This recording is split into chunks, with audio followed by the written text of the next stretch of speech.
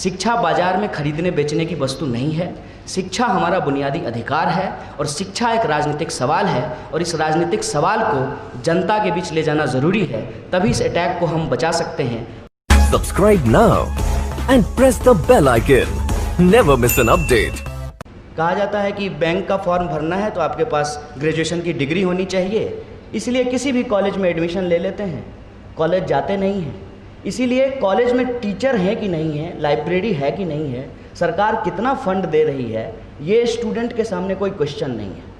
उसके सामने एक ही क्वेश्चन है, दिन रात कंपटीशन की तैयारी करनी है, प्रतियोगिता परीक्षा में पास करने के लिए जो पत्रिकाएं मिलती हैं बाज़ार में उसको ख़रीदना है, अलग अलग तरीके का टेस्ट सीरीज ज्वाइन करना है, और 200 सीट है तो 20 लाख लोग अप्लाई करते हैं कि कहीं उस 200 में से एक सीट ही तो मुझे लेनी है। ये क्राइसिस इसलिए मैं वहाँ से देखने की कोशिश कर रहा हूँ क्योंकि आप लोग यहाँ थे और आप लोगों की लेजिटिमेसी थी दिल्ली की सिविल सोसाइटी में। आप लोग जब बाहर निकलते थे तो लोग आपको जानते थे कि ये फलाने प्रोफेसर साहब हैं, ये फलाने प्रोफेसर साहब हैं। हमारे यहाँ लोग प्रोफेसर को नहीं पहचानते, हमारे यहाँ लोग गुंडा को जानते हैं कि ये 5 बार जेल गया है, 10 मर्डर किया है, इसका जो है 200 ट्रक चलता है, इसका 500 बस चलता है। और उस गैदरिंग में, सोशल गैदरिंग में यदि कोई प्रोफेसर बैठा हो, मिलिए ये हैं प्रोफेसर साहब, प्रोफेसर साहब और चाय लेंगे क्या, ज़रा जाइए न उठ के चाय ले लीजिए। ये प्रोफेसर साहब की समाज में इज्जत है। ये हुआ कैसे, ये कैसे शुरू हो गया? और मैं इसका पूरा दोष जो है वो भाजपा पे नहीं देना चाहता हूँ, मैं इसका पूरा दोष जो है वो मोदी जी पे नहीं देना चाहता हूँ। हम सब लोग डायरेक्टली या इनडायरेक्टली जिस भी पॉलिटिकल आइडियोलॉजी या पार्टी से एफिलिएशन रखते हो, पहला दोष उनका है। एक रेजोल्यूशन चाहे कांग्रेस हो, चाहे लेफ्ट हो या समाजवादी पार्टी हो, मुझे एजुकेशन पे दिखा दीजिए, एजुकेशन के बजट के बारे में दिखा दीजिए, कितना फंड एलोकेट होगा उस पे दिखा दीजिए, टीचर और स्टूडेंट का रेशियो कितना होना चाहिए उस पे दिखा दीजिए। आखिर समाज का ये अप्रोच बदला कैसे? जिन सवालों को आज मैं फेस कर रहा हूँ, आप सब फेस कर रहे हैं, या रोहित वेमुला को फेस करना पड़ा, बात यहाँ तक आई कैसे? ये कब हो गया कि पढ़ना गलत है? ये कब हो गया कि आपकी उम्र 30 वर्ष हो गई है इसलिए आप मत पढ़िए? ये कब हो गया कि आप पढ़ रहे हैं इसलिए हमारे टैक्स का पैसा बर्बाद हो रहा है? ये कब हो गया कि आपसे ये सवाल पूछा जाए कि आप 30 वर्ष के होकर के जेएनयू में पीएचडी कर रहे हैं, आपको शर्म आनी चाहिए, वहाँ 16 वर्ष के बच्चे कॉमनवेल्थ गेम में मेडल जीत रहे हैं। ये कैसे हो गया? इस लिहाज से तो इस देश के सभी लीडरों को 23 वर्ष की उम्र में पहुँचते पहुँचते फांसी पर चढ़ जाना चाहिए, क्योंकि भगत सिंह तो 23 वर्ष की उम्र में फांसी पर चढ़ गए थे। ये कैसे हो गया? जब आपसे कोई पूछता है ट्रेन में कि क्या करते हैं और आप कहते हैं कि पीएचडी करते हैं, अच्छा पढ़ रहे हैं, ये कैसे हुआ? ये कैसे हुआ कि साइकिल पर चलने वाला एक ईमानदार टीचर, मैं प्राइमरी स्कूल की बात कर रहा हूँ, उसको अपने बच्चे के डोनेशन के लिए कर्ज पे, ब्याज पे कर्जा लेना पड़ा और अपने बच्चे को इंजीनियरिंग करने के लिए वो भेजा, जबकि वो टीचर है, वो जानता है कि उसका बच्चा इंजीनियरिंग अच्छा नहीं कर सकता है, उसका गणित कमज़ोर है, फिर भी वो उसको इंजीनियर बनाने के लिए क्यों भेजा? कि उसको पता था कि इंजीनियर नहीं बनाएंगे तो इसको नौकरी नहीं मिलेगी और इसका ब्याह नहीं होगा। सबसे बड़ी समस्या ये है। ये हुआ कैसे? फिर उसको अफसोस होने लगा अपनी उस नैतिकता पे कि मेरे पास ये साइकिल क्यों है, मैंने चोरी क्यों नहीं कर ली, मैंने स्कूल का बेंच क्यों नहीं बेच डाला, क्यों नहीं मैं भी किसी ठेकेदार के साथ उसका भाषण लिखता और जब वो एमएलए बन जाता तो मैं उसका पीएस बन जाता। ये कैसे हुआ? ये तब हुआ जब शिक्षा अपने आप में एक राजनीतिक सवाल है और हम इसको राजनीति के तौर पे लेना बंद कर देते हैं। और ये बात मैं इसलिए कह रहा हूँ कि शिक्षा राजनीति का एक सवाल है और ये आज नहीं है, ये महाभारत के दौर में भी था। ये कौन तय किया कि एकलव्य धनुष चलाने नहीं सीखेगा और अर्जुन सीखेगा? ये कौन तय किया? ये तो जो दरबार था धृतराष्ट्र का, उसमें जो द्रोणाचार्य थे, भीष्म पितामह थे, वो जो 10-12 लोगों की टीम थी, उसने ही तय किया ना कि नहीं पढ़ने दिया जाएगा, धनुष सबको नहीं चलाना है। उस वक्त विद्या के नाम पे धनुष चलाना ही सिखाया जाता था। ऐसा नहीं था कि पांडवों और कौरवों की सेना में सिर्फ क्षत्रिय ही थे, दूसरी जाति के भी लोग थे, भील समुदाय के लोग भी थे, वो भी तो धनुष चलाने के लिए सीखते होंगे। लेकिन द्रोणाचार्य से धनुष एकलव्य चलाने के लिए नहीं सीख सकता है। इस बात को समझिए कि कैसे एजुकेशनल इंस्टीट्यूट के दरवाजे पॉलिटिकल कॉन्शियसनेस के साथ बंद किए गए, कभी कास्ट के नाम पे, कभी लैंग्वेज के नाम पे, जानबूझ करके डेलिबरेटली उसको बंद किया गया। और जब वो आम लोगों के लिए बंद हुआ, इसको समझना बहुत ज़रूरी है, तब आम लोगों ने भी हमारी परवाह करना बंद कर दिया, बोला भाड़ में जाओ। अगर हम अपने बच्चे को न्यूयॉर्क पढ़ने के लिए भेज दें तो हमको फ़र्क पड़ता है कि दिल्ली यूनिवर्सिटी में क्या हो रहा है?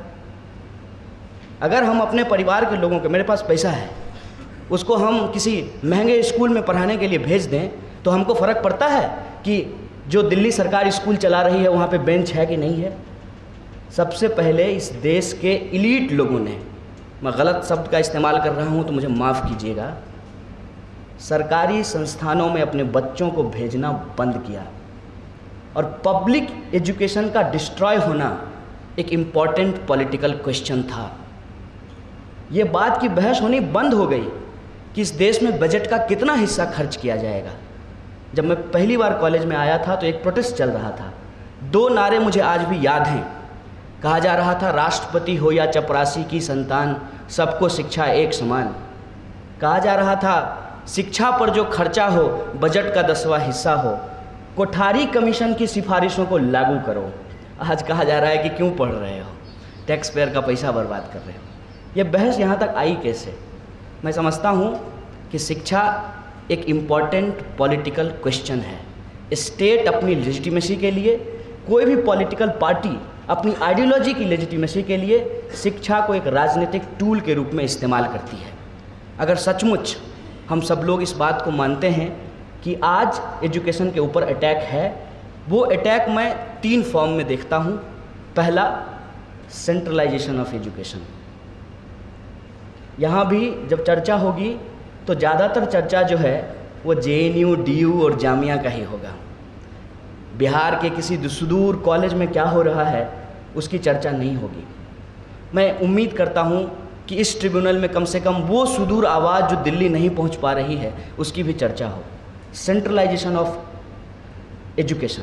दूसरा, प्राइवेटाइजेशन ऑफ एजुकेशन। ये वही मेथड है, privatisation of profit and socialisation of loss, कि पब्लिक के टैक्स के पैसे से नीरव मोदी को कर्जा दे करके उसको उड़न छू कर देंगे और कहेंगे क्या, निजीकरण बहुत अच्छा होता है।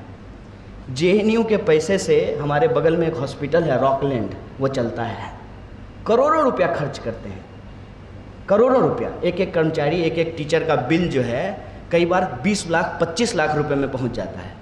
उनका इलाज जो है किसी सरकारी हॉस्पिटल में नहीं हो सकता है। ये जो रूट किया जाता है फंड को इधर से उधर, हमारे यहाँ देहाती में एक भाषा कहते हैं कि इस कोठी का धान उस कोठी में डालना, यही एक ही पब्लिक का पैसा है जो इधर से उधर करते रहते हैं। और उसमें एक हम नैरेटिव बनाते हैं कि अगर संस्थान प्राइवेट होगा तो बड़ा अच्छा होगा। और मैं कुछ बुनियादी सवाल पूछता हूँ जिसका जवाब लोग नहीं देते हैं। सबसे बेस्ट इंजीनियरिंग इंस्टीट्यूट आज भी IIT क्यों है? सबसे बेस्ट यूनिवर्सिटी आज भी JNU क्यों है? और कोई भी आदमी बीमार होता है, चाहे उसके पास कितना भी पैसा क्यों ना हो, इलाज कराने के लिए एम्स ही क्यों जाता है? ये सारे पब्लिक इंस्टीट्यूट्स हैं।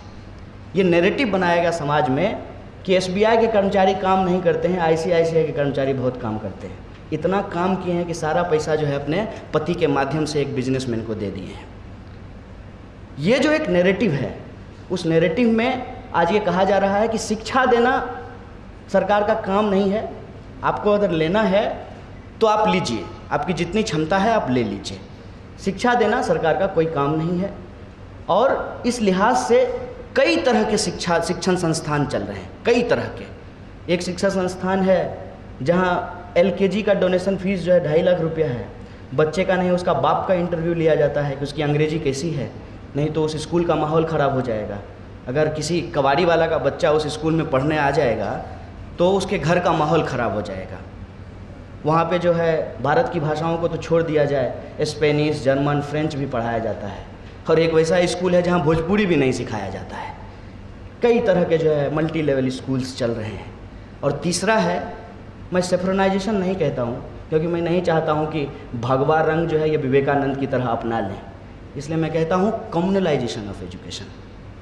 और कम्युनलाइजेशन ऑफ एजुकेशन के लिए सबसे ज़रूरी चीज़ ये है कि पहले अनसाइंटिफिक चीज़ों को प्रचारित किया जाए। देयर आर ऑनरेबल जज, एक जज साहब हैं, क्या कहें, कहते हैं कि मोर जो है मोरनी की आंख में आंसू डाल देता है, इससे उसको बच्चा हो जाता है। ये जज बोल रहे हैं देश के, और ये प्रचारित हो रहा है। शिक्षा मंत्री कहता है कि डार्विन का सिद्धांत गलत था। देश के मंत्री कहते हैं कि सापेक्षता का सिद्धांत जो आइंस्टाइन का है वो वेद से लिया गया है। ऐसी बातें खुलेआम प्रचारित की जा रही है। कोई रेशनल सवाल जो है उस पर कोई करने के लिए तैयार नहीं है। एक एक करके एजुकेशनल इंस्टीट्यूट को डिस्ट्रॉय किया गया है, ताकि भारत के अंदर समाज सेकुलर है कि नहीं है इसकी गारंटी मैं नहीं ले सकता हूँ, लेकिन सिलेबस ज़रूर सेकुलर था। और सिलेबस सेकुलर था, इसीलिए उस सेकुलर सिलेबस को पढ़ने के बाद थोड़ा बहुत तो असर हो ही जाता था ना स्टूडेंट पे। परीक्षा पास करने के लिए अगर इतिहास का 2 अध्याय पढ़ लिए हैं तो ये पता है कि घोड़ा नहीं था सिंधु घाटी सभ्यता में, इतनी बात समझ में आती थी।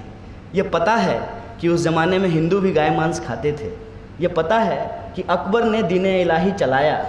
ये पता है कि जब ईरान में शिया रिजीम आया तो अकबर ने कहा कि मैं उसको पूछा कि तुम कौन से मुसलमान हो, बोला मैं हिंदुस्तानी हूँ। ये पता है कि अकबर के दरबार में जो 9 रत्न हैं वो सिर्फ मुसलमान नहीं है, उसमें तानसेन हैं, बिरबल हैं। ये जो सिलेबस है, इस सिलेबस को बदलना एक प्राइमरी टास्क है। तो जो तीसरा अटैक है वो है कम्युनलाइजेशन ऑफ एजुकेशन। और जो अभी ग्रेडिंग की बात कर रहे थे, इसका तो वही मामला है कि सुबह में अगर आप फेसबुक पोस्ट किए हैं तो आप रात को सोने तक चेक करते हैं कि कितना लाइक आया है। और आदमी को उसकी क्वालिटी पे नहीं, उसका फॉलोवर कितना है, इस हिसाब से उसको जज करते हैं। ये जो मानसिकता बनी है रेटिंग वाली, ये रेटिंग वाली मानसिकता एक्चुअली एजुकेशन में नहीं होनी चाहिए। हो सकता है कि किसी स्कूल में गाय का दूध कैसे निकाला जाता है ये सिखाया जाता हो, तो क्या वो शिक्षा का हिस्सा नहीं है? क्या उसको हम नॉलेज नहीं कहेंगे? ये रेटिंग वाली मानसिकता दरअसल इसलिए है कि सेल्फ फिनांस मॉडल पे कॉलेज को भेजना है। जब पता चलेगा कि ये बेस्ट यूनिवर्सिटी है, तब कहेगी सरकार आप तो बेस्ट यूनिवर्सिटी हैं, तो आपके यहाँ बेस्ट स्टूडेंट आएंगे, तो बेस्ट स्टूडेंट के माँ बाप भी बेस्ट होंगे, इसलिए उनसे बेस्ट फीक लेकर के जो है आप स्कूल चलाइए। और स्कूल में, कॉलेज में सबको आना ज़रूरी नहीं है।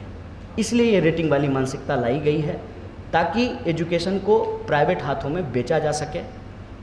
आखिरी बात जो मैं आप लोगों से शेयर करना चाहता हूँ कि मेरा ये स्पष्ट मत है, ट्रिब्यूनल के लोगों के सामने भी कह रहा हूँ और आप लोगों से भी कह रहा हूँ, JNU को बचाने की लड़ाई, शिक्षा को बचाने की लड़ाई दिल्ली में नहीं लड़ी जाएगी।